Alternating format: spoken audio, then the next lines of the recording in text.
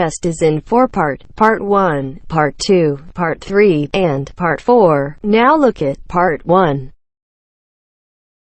Part 1. You will hear a conversation between an event director and a student at a conference for studying abroad. First, you have some time to look at questions 1 to 5.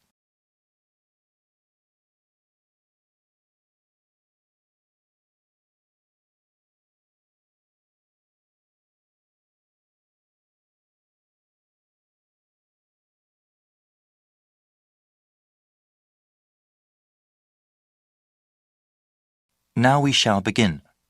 You should answer the questions as you listen because you will not hear the recording a second time. Listen carefully and answer questions 1 to 5.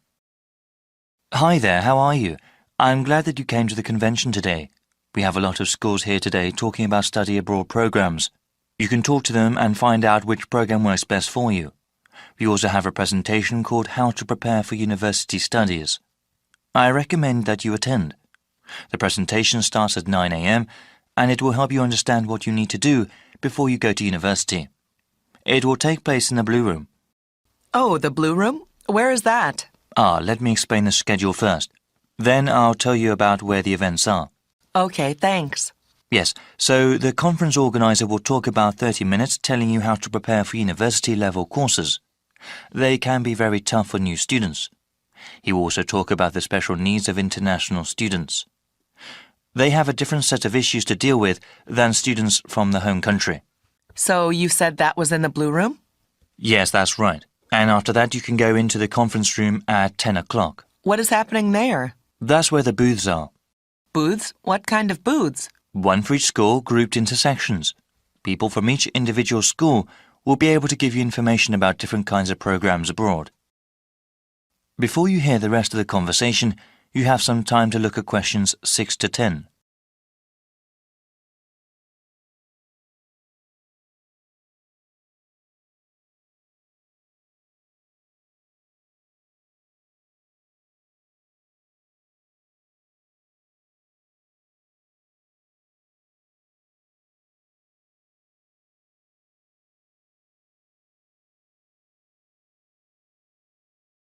Now listen and answer questions 6 to 10.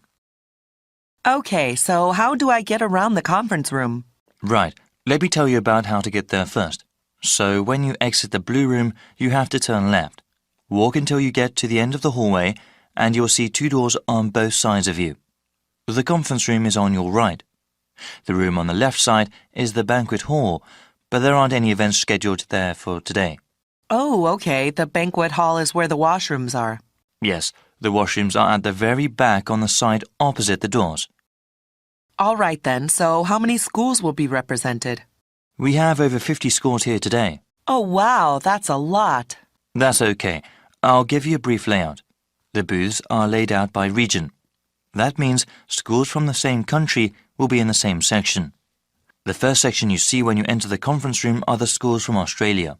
I see. That is quite a popular destination these days. What other sections are there? If you walk further on, the next section will have schools from Europe. Most of them are from England, but there are other countries as well. Oh, yes. Are there any places where I can get refreshments? Of course. Talking can work up an appetite.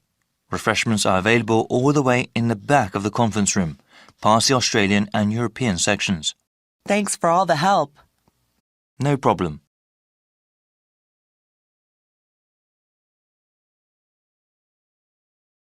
That is the end of Part 1. You now have half a minute to check your answers.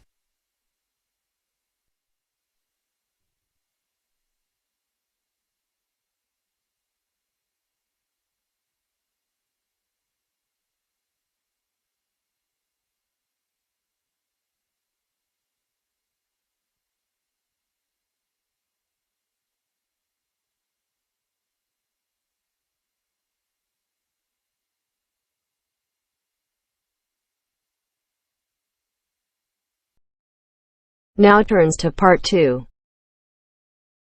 Part 2.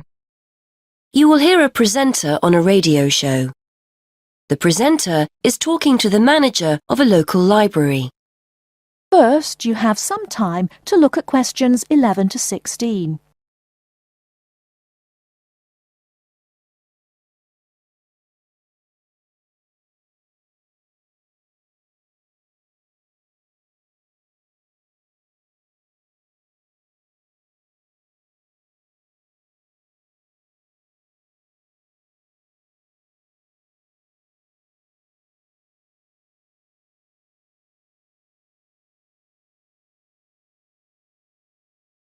Now, listen carefully and answer questions 11 to 16.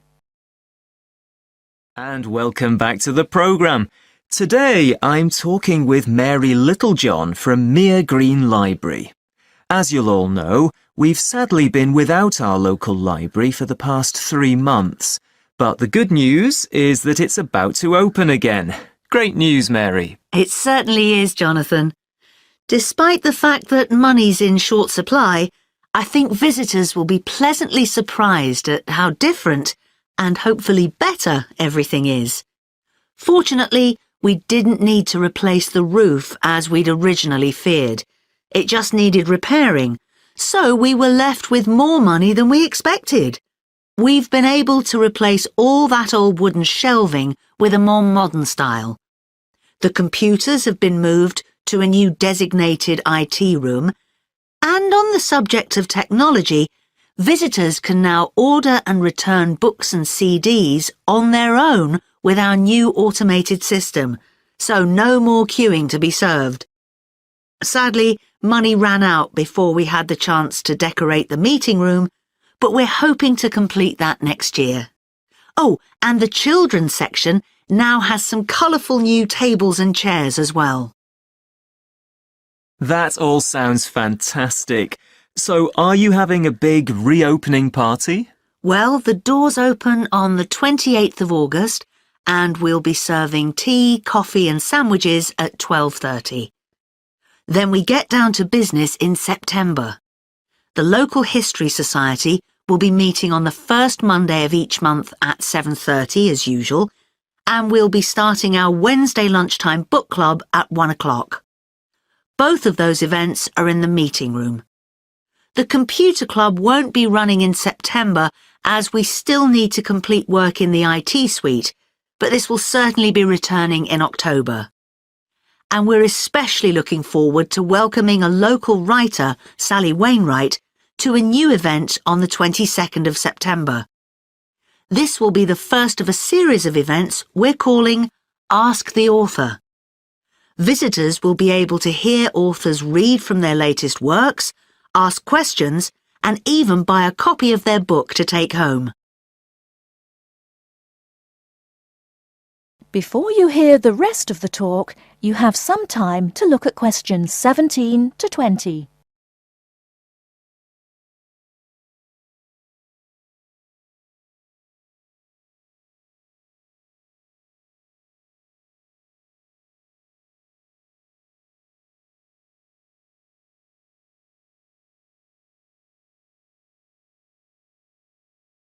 Now listen and answer questions 17 to 20.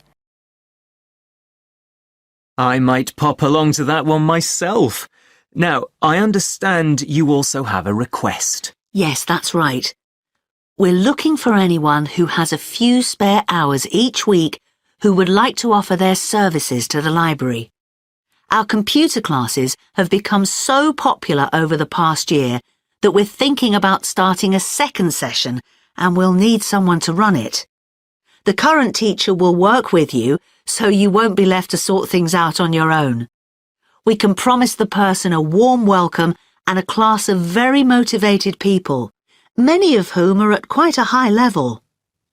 We're also trying to do our bit to break down the generation gap, and we've been inviting some of our older citizens in to talk to school groups about the past. The children range in age from 7 to 11. They're always accompanied by their teacher, by the way, but we haven't opened it up to teenagers yet. So if you'd like to help out, please get in touch. And I also understand you've got good news for those who've been making use of the mobile library. Yes, because the library has been closed, We've been running a mobile library service and going out to people in the community. Well, feedback has been so positive about this, particularly amongst our elderly users, that we've decided to keep it going.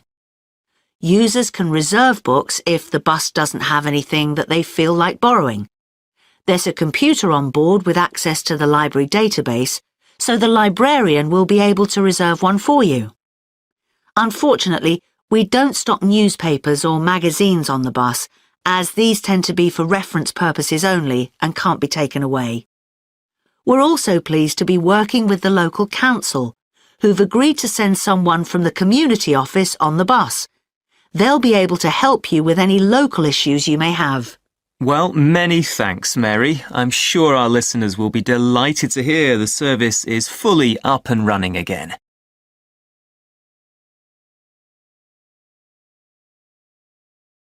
That is the end of part 2. You now have half a minute to check your answers.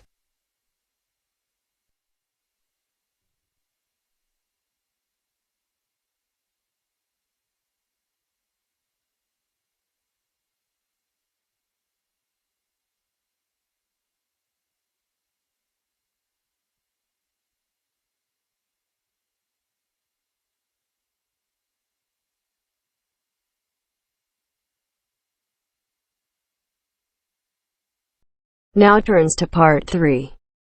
Part 3. You will hear a conversation between two student teachers talking about art projects. First, you have some time to look at questions 21 to 26.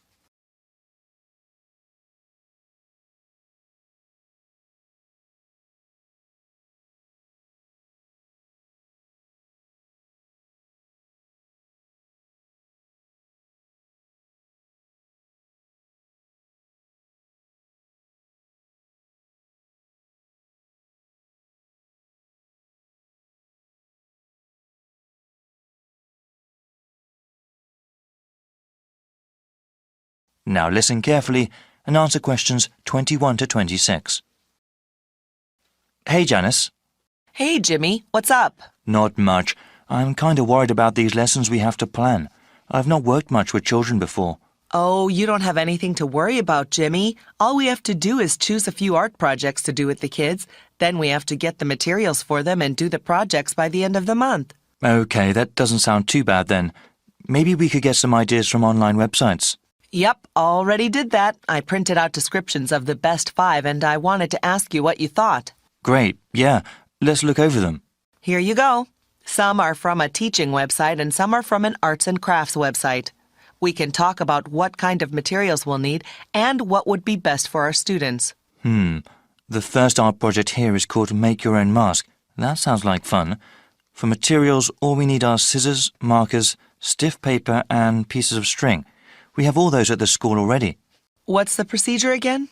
You give everyone the stiff paper. There are some basic guidelines the kids have to follow, like where to cut out holes for the eyes and then one hole for the nose.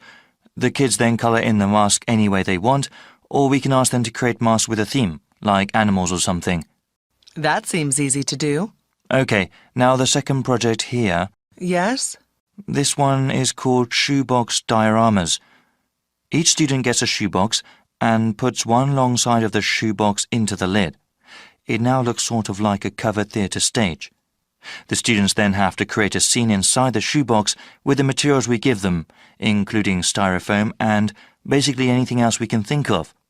We can tell them to do a historical scene or just somewhere they have been before. All right, well, what's the next one? For art project number 3, we need egg cartons and pipe cleaners. What's a pipe cleaner? Pipe cleaners are basically flexible lengths of metal wire that are furry. They come in all sorts of different colours. They're very useful in crafts.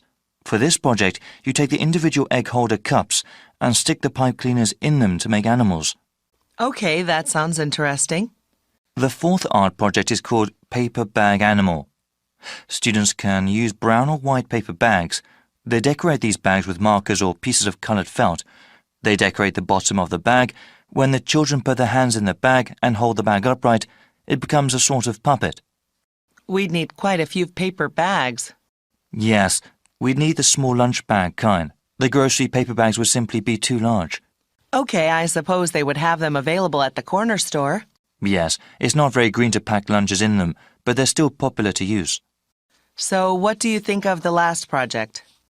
Well, this fifth project sounds fun. It's called paper mache sculptures.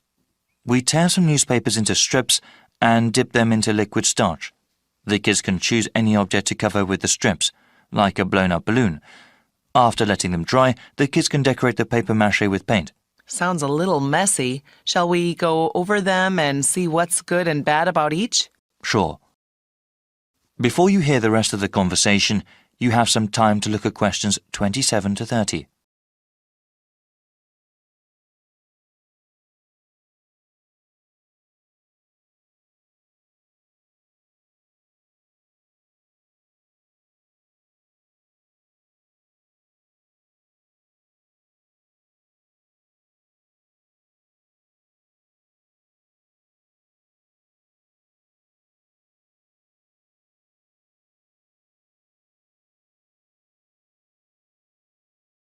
Now listen and answer questions 27 to 30. So, yeah, number 1 sounds really easy to do, and you mentioned that we already have all the materials, right? Yes, but I think I wanted to do something a bit more hands-on and creative. I mean, I suppose they can wear their masks and play around, but the project is just basically drawing on paper. It might be too easy. I suppose so. What do you think about number 2? Well, it certainly is more creative, but do you think that is too hard? I mean, they would have to create whole scenes out of a lot of different kinds of materials. Well, I think that the kids could do it. We would have to give them a little more guidance, but you're right, it might be too difficult for them. How about number 3? I did this one as a child. Yes, I tried to make egg carton creatures as well. It was quite fun, as I recall. Do you think we could get the supplies? I suppose, though unfortunately the craft store in town is closed. It might be hard. I see. Well, then, we'd have to find another way to get them if we do this project. Okay, well, what do you think of the fourth art project? Well, when I first looked at it, I thought it might be good, but you know what? Yes, what is it? Actually, I think our students may have already done this art project in another section. Oh, really? You think they have? Yes, I'm pretty sure now, actually. I don't think it'd be good to repeat it. I suppose so. How about the last project? I really like the concept, but it seems really messy. I mean, we have to dip the newspaper strips by hand into the starch, then wrap it around something, and finally paint the object after it dries. It sounds really fun, but there will definitely be a lot of cleanup. Well, that's too bad then. I guess I can go online and do some more research. You know, I'll help with that too. Thanks, Jimmy. I'm sure we'll find something.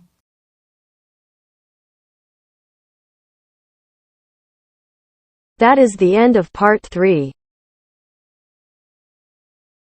You now have half a minute to check your answers.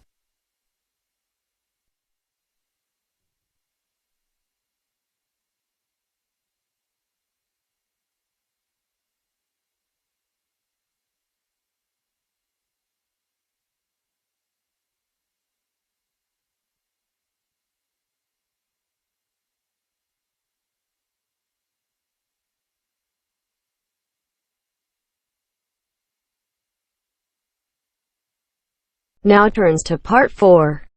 Part 4. You are going to hear a lecturer giving a talk on a psychological condition called synesthesia. First, you have some time to look at questions 31 to 40.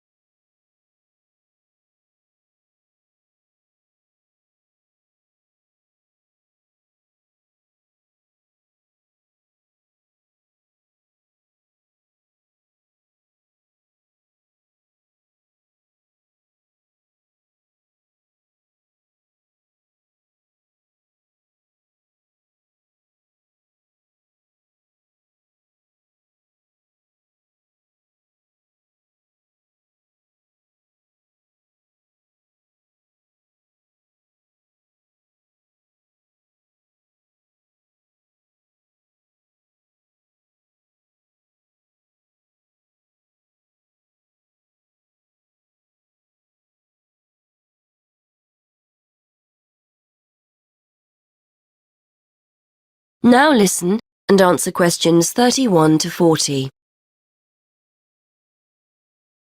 Today we're going to look at a fascinating condition that challenges the idea that we all see and experience the world around us in a similar way. For example, what do you see when I mention a day of the week or a month? What colour is the letter A or the number 10?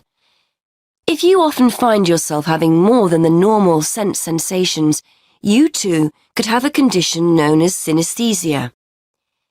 Synesthesia is a harmless but fascinating condition which is often described by psychologists as the joining of the senses.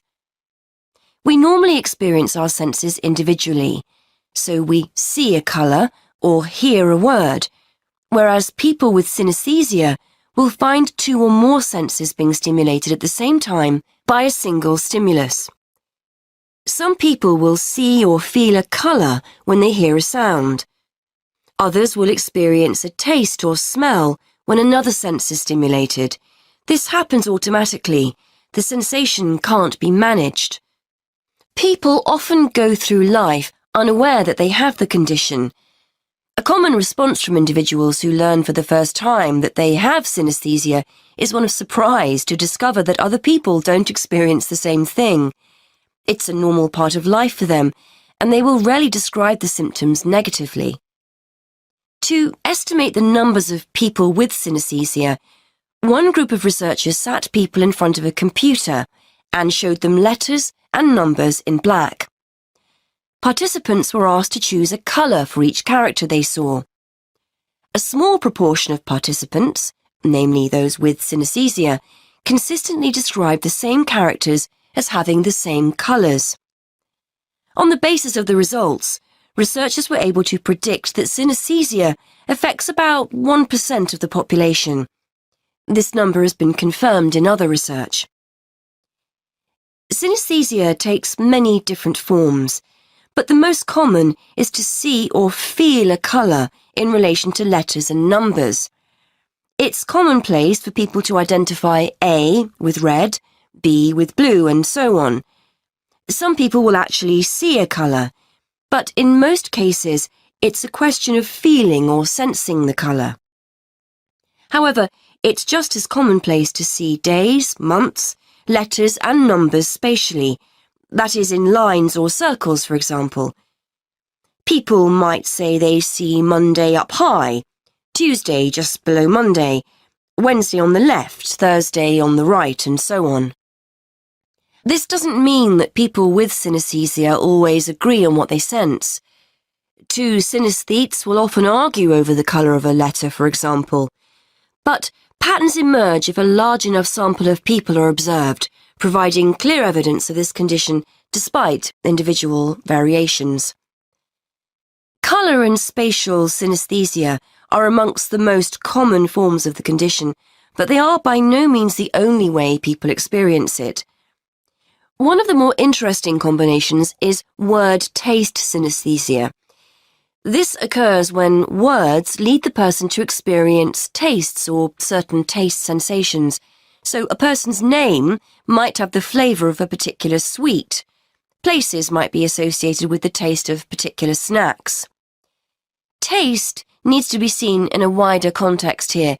The sensation may be a feeling on the tip of the tongue or at the back of the throat and will differ from person to person.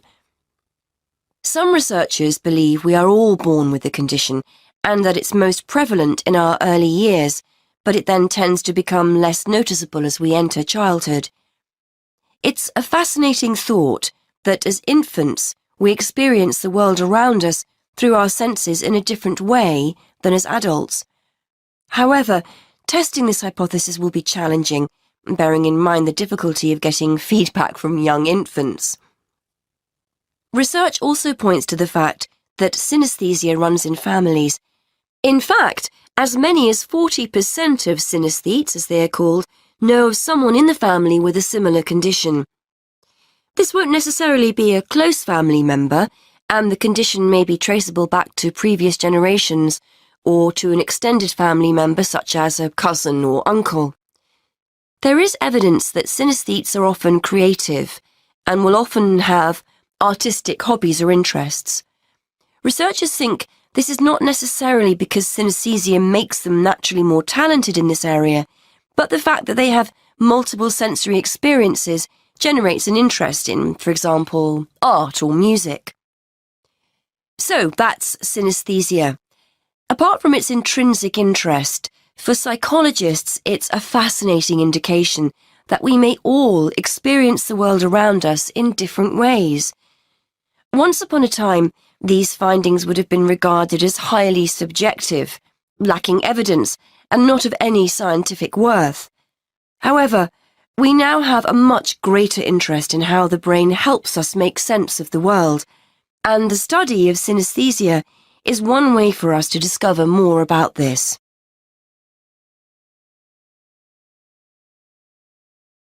That is the end of part 4. You now have half a minute to check your answers.